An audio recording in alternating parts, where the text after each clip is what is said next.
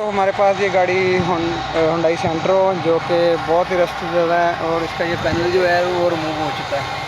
तो इसके रस्ट आने की वजह से हाफ कट हो गया है, यानी कि उसका पीस जो है वो रिप्लेस करेंगे और ये पैनल जो है रिप्लेस करेंगे। इस पैनल की हालत चेक कर लें कि किस तरह का है और रिप्लेस होने के बाद आपको दिखाते हैं कि किस तरह बन जाता है।